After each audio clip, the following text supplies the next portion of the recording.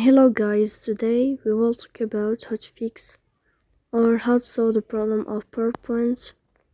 You will enter to settings. Here in this page you will go to apps, default apps, app settings.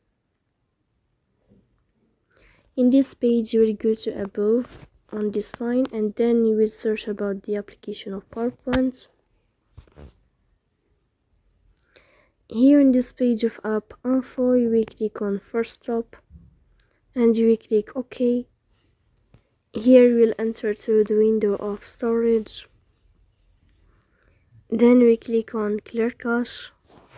But pay attention, don't click clear data because that can delete your account. In the end, you can turn off your phone and you can wait a moment to turn on your phone again to fix that problem. So please don't forget to support us.